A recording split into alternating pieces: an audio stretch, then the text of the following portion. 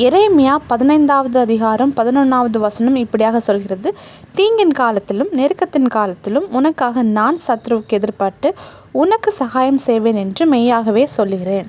நம்முடைய ஆண்டவர் நமக்கு சகாயம் செய்கிற ஆண்டவர். மனுஷன் எங்கே நம்மளை விட்டுட்டு போவான்னு தெரியாது, ஆனால் அந்த இடத்துல ஆண்டவர் நமக்கு சகாயம் செய்வார். நம்ம எதிராளியாகிய சத்ருவானவனுக்கு நம்ம சந்தோஷமாக சமாதானமாக இந்த உலகத்தில் வாழ்கிறது பிடிக்காது.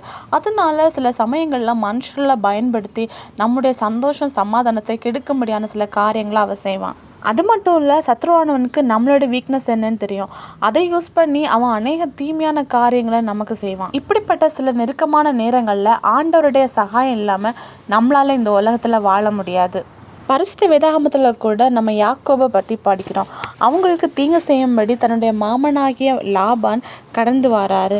ஆனால் அவருடைய எண்ணத்தை ஆண்டவர் அறிஞ்சு அவருடைய சொப்பனத்தில் ஆண்டவர் தோன்றி, நீ யாக்கோபோட நன்மையை அன்றி தீமை ஒன்று பேசாதபடிக்கு எச்சரிக்கையாயிருன்னு ஆண்டவர் சொல்கிறாரு. எப்படி யாக்கோபுக்கு பொல்லாப்பு செய்ய நினைத்த ஒரு லாபான ஆண்டவர் எச்சரித்தாரோ, இதே மாதிரி உங்கள் வாழ்க்கையை அழிக்க நினைக்கிற சத்ருவானவனுக்கு ஆண்டவர் எதிரிட்டு ஜெயத்தை தந்து உங்களுக்கு சகாயம் பண்ணுவார். விசுவாசிங்க, அற்புதங்களை எதிர்பாருங்க. இயேசு கிறிஸ்துவின் நாமத்தில் ஆமேன்.